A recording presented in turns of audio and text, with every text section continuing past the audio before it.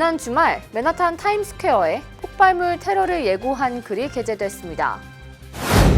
겨울왕국2가 개봉 첫 주말 월트 디즈니 사상 최대의 개봉 수입을 기록했습니다. 오스카 시상식에서 한국 영화 출품작인 기생충의 봉준호 감독이 아카데미 감독상 레이스 예측에서 3위를 기록했습니다. 삼성전자 미주법인 사옥이 계속해서 뉴저지 리치필드에 있을 것으로 보입니다. 프랑스 명품 기업 루이비통이 미국 주얼리 티파니앤코와의 인수합병을 성사시켰습니다. 상록회 신임 회장 당선인 차영자 이사장이 오늘 기자회견을 열었습니다. 맥도날드에서 아시안에게 장학금을 지급합니다.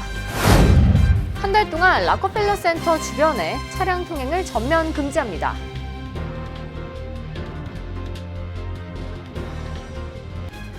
학자금, 결혼자금, 노후자금 준비. 뉴 밀레니엄 뱅크가 알뜰한 적금 상품을 준비했습니다. 3년 만기 적금 연이율 무려 2.65%, 무려 2.65%. 뉴 밀레니엄 뱅크와 함께 미래를 준비하세요.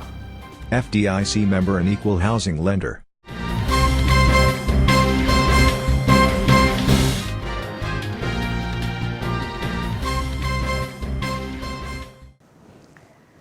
시청자 여러분 안녕하십니까? KBTV 뉴스9 전유진입니다.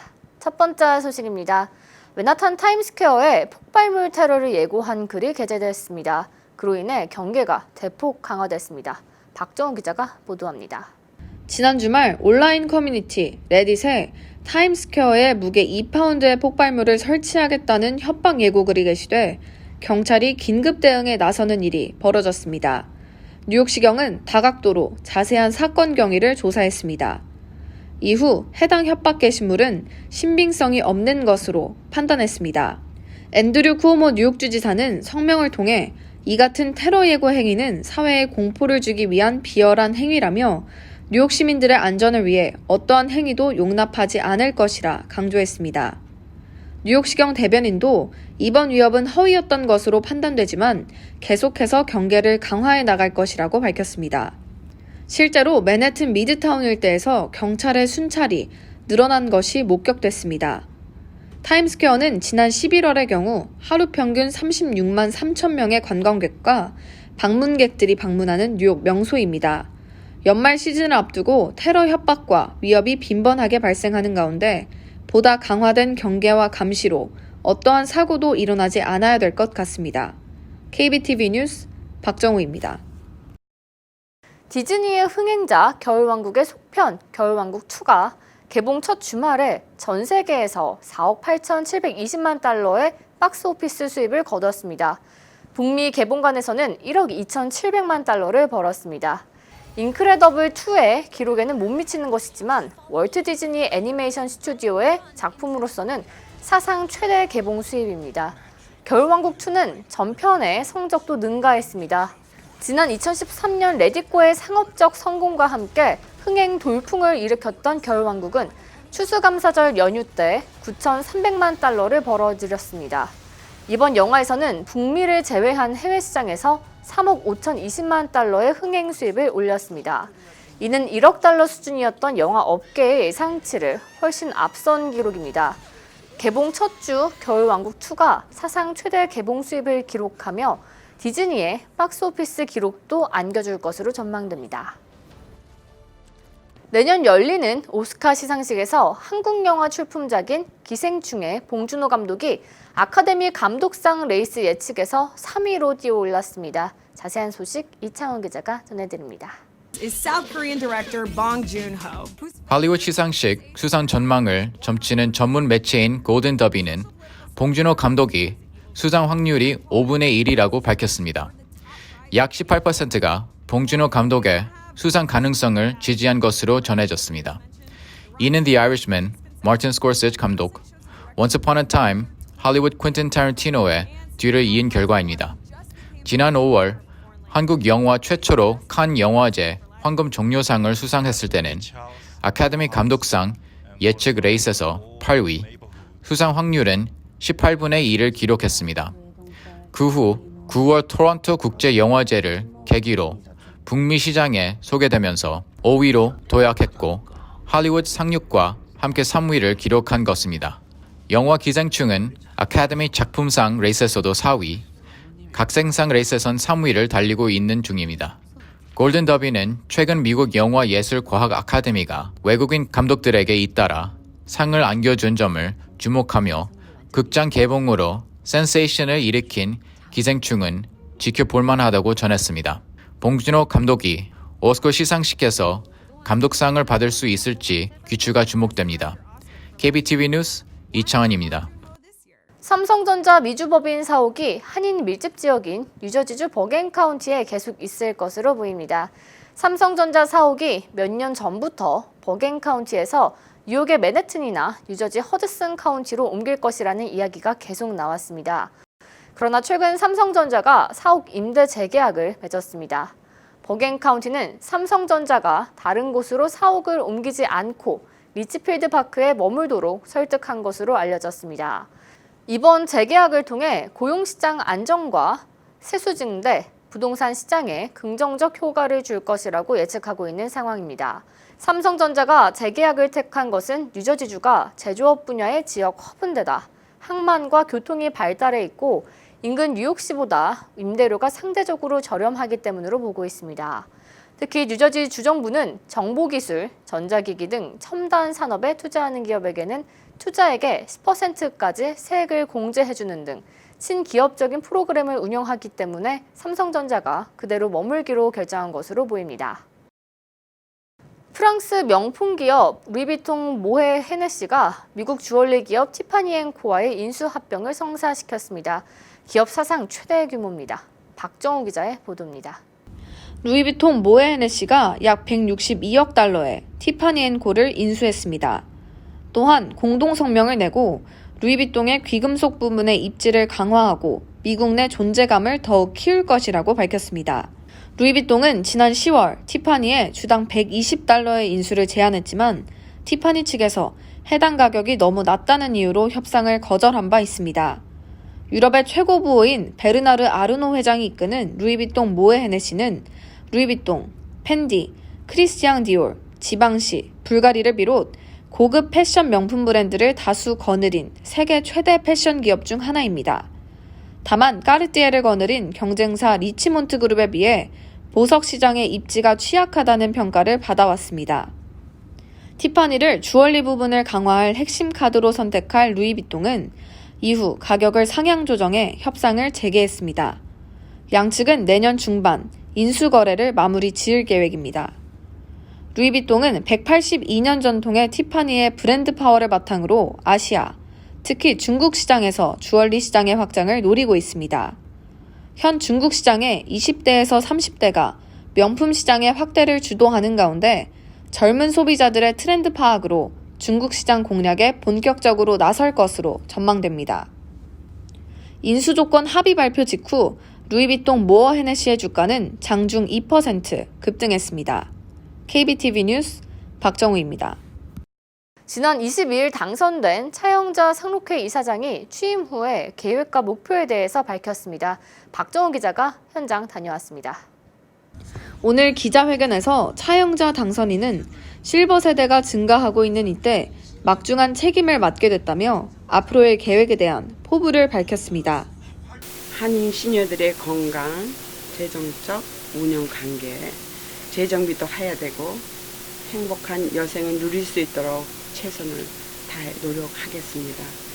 또 회원들 간의 우애도 더 돈독하게 앞으로 그렇게 기획하고 있고. 상록회는 타운회와 협력해 시니어들의 정신적, 육체적 건강을 위해 활동하고 있는 비영리 단체입니다.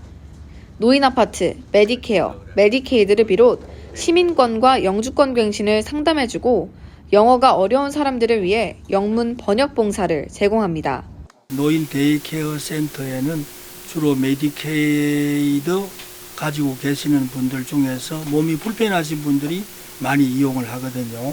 그러나 우리가 상록회에서는 그런 도움을 못 받는 분들, 비교적 건강하시고 또 재정적인 여유도 있으신 분들이 노후 생활을, 취미 생활을 하면서 즐겁게 사실 수 있도록 지원하는 그런 것이 우리 상록회의 몫이라고 생각합니다. 월요일과 목요일에는 무료 헤어커트를 하고 주중엔 에어로빅, 서예, 노래와 같은 취미 활동을 함께 즐길 수 있습니다. 총 2,000명의 회원으로 구성돼 있지만 그중 500명 정도는 경조부에 참여해서 회원들이 조의금을 모아 경조를 해주기도 합니다. 차영자 당선인은 2020년 1월 1일부터 2년간 회장으로 활동을 하게 됩니다. 오는 1월 3일 후원의 밤 행사에서는 상록회 회장 취임식이 있을 계획입니다. KBTV 뉴스 박정우입니다. 맥도날드가 아시안 학생의 학업을 지원하기 위한 장학금을 신설합니다. 아태 장학재단과 함께 총 50만 달러를 기부한다고 밝혔습니다. 이로 인해 내년에 총 55명의 아시안계 대학생들이 혜택을 받게 될 것으로 보입니다. 신청은 아태 장학재단 웹사이트를 통해 가능하고 내년 1월 22일까지 접수 가능합니다. 자격 요건은 아시안계 학생으로 시민권자나 영주권자여야 합니다. 2020년 가을 학기에 인가된 컬리지나 대학에 입학해야 합니다. 조사에 따르면 아시안계 학생들의 절반만 대학 학위를 따는데 이는 미국 전체의 3분의 1밖에 되지 않는 수치라며 아시안계 학생들에게 장학금을 지급하는 이유를 밝혔습니다. 맨하탄 락커필러 센터 주변 도로가 연말 한 달 동안 오후 시간대에 일반 차량의 통행이 금지됩니다. 뉴욕시에 따르면 29일부터 내년 1월 1일까지 맨하탄 49에서 50스트리트과 5에서 6 애비뉴 사이 도로 구간이 제한될 것으로 보입니다. 월요일부터 목요일은 오후 2시부터 자정까지, 금요일은 오후 1시부터 자정까지, 토요일과 일요일은 오전 10시부터 자정까지 금지됩니다. 차량 통행을 전면 금지하는 것은 이번이 처음입니다. 또 같은 기간 동안 오후 5시부터 자정까지 맨하탄 48에서 52 스트리트 사이 5 애비뉴의 차량 노선을 보행자 전용 도로로 사용할 계획입니다. 뉴욕시는 보행자가 많을 경우 48에서 52 스트리트 6 애비뉴 동쪽 방면에 일반 차량 출입도 막을 것이라고 밝혔습니다. 락커필러 센터 크리스마스 트리는 다음 달 4일에 점등식을 할 예정입니다.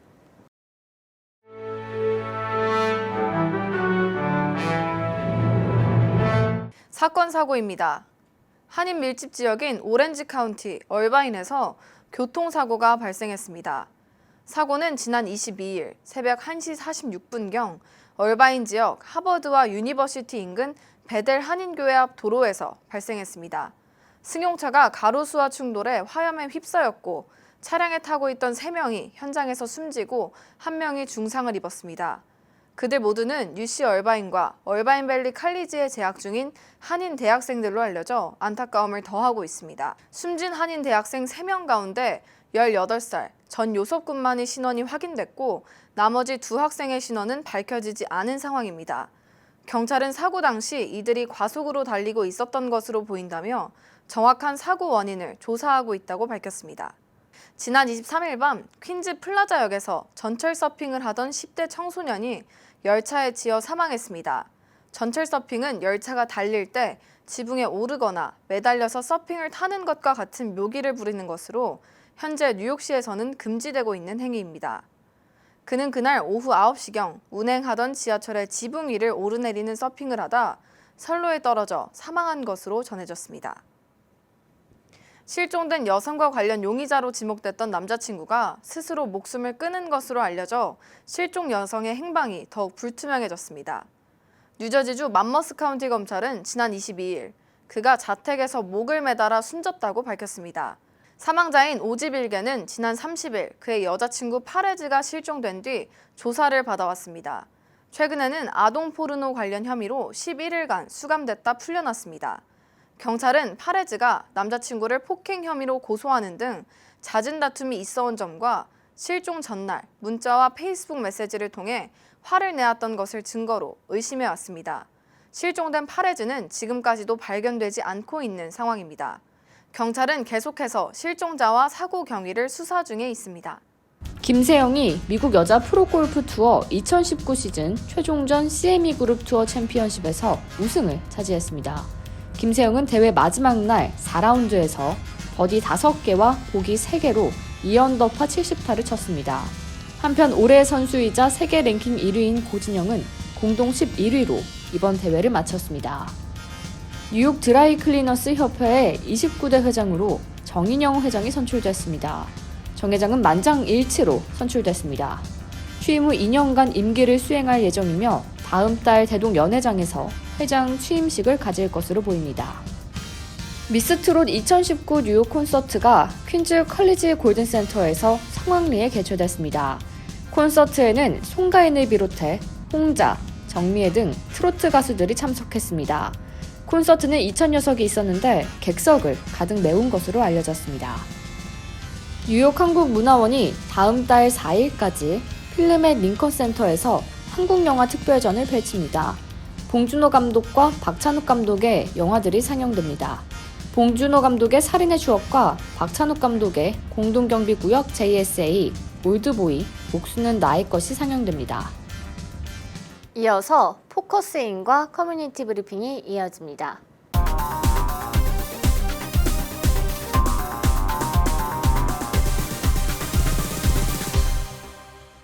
현재 일본과 한국의 사이가 좋지 않습니다. 긴장이 계속되는 가운데 한국에서도 불매 운동이 진행이 되고 있는데요. 미주도 마찬가지로 그에 참여를 하고 있습니다. 오늘은 박준구 일본 상품 불매 운동 조직 위원장 모시고 그에 대해서 이야기 나눠보는 시간 갖도록 하겠습니다. 네, 안녕하세요. 안녕하세요. 네, 저번 시간 이어서 좀 불매 운동에 대해서 더 자세하게 이야기를 나눠볼까 하는데요. 지금 좀 불매 운동의 현 주소가 어떻게 될까요? 지금 뭐 해외에서도 이제 활발하게 하고 있습니다만은 지금 한국 지금 4개월 정도 됐습니다. 불매 운동이 시작하는데 4개월 정도 됐는데 일종의 손익계산서랄까 이렇게 보면은 실제로 불매 운동을 전개하고서부터 일본이 수출 규제를 하고부터 현재까지 손익계산서를 얘기한다 그러면은 일본이 한국에 비해서 9배의 손실을 입었다 이런 계산서가 나오고 있습니다.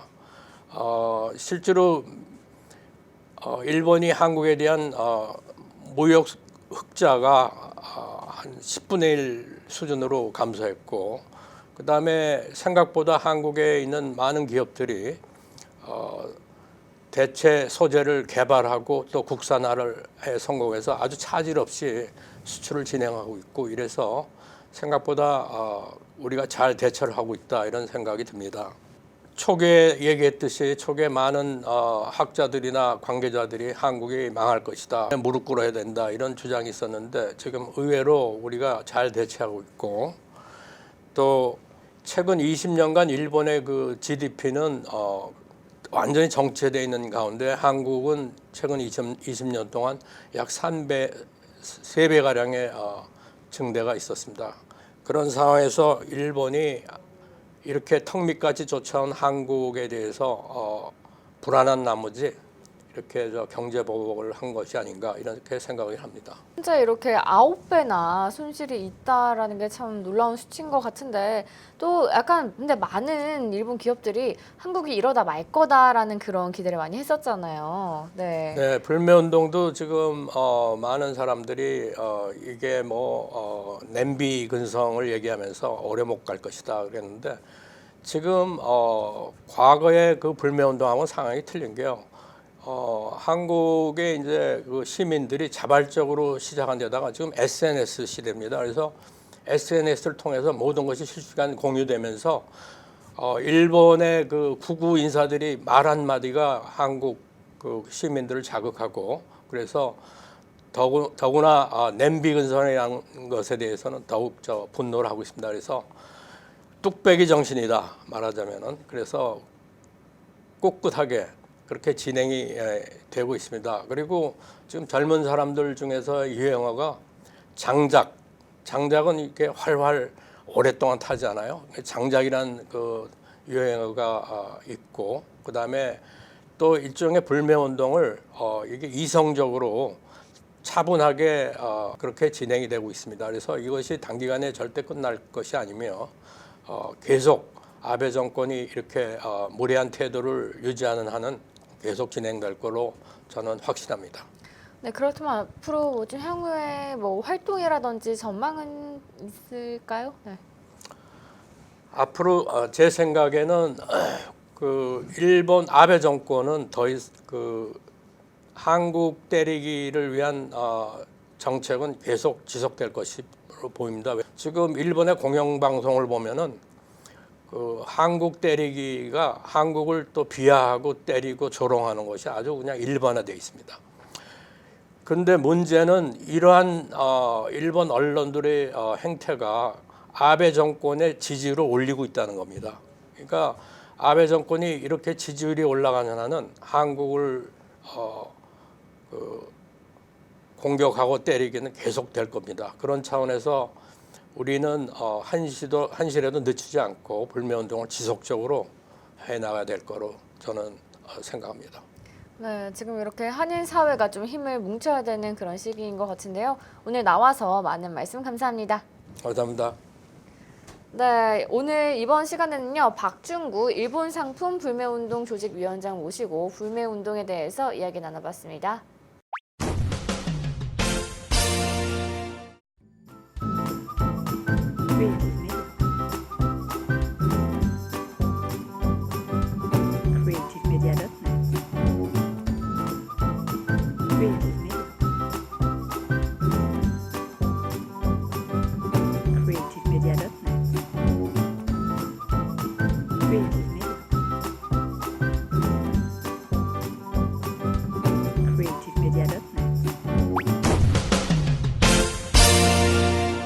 이어서 환율과 증시 전해드립니다.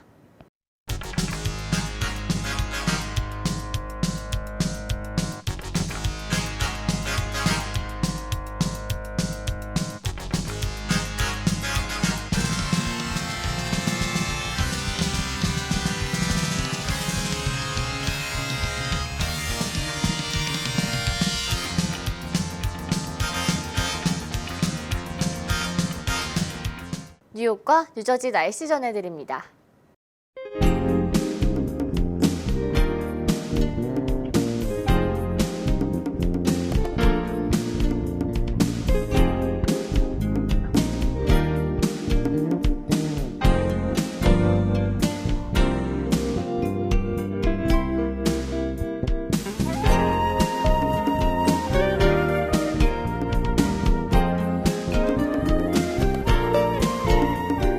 오늘도 KBTV 뉴스9을 시청해주신 여러분 고맙습니다. 편안한 저녁 보내시기 바랍니다.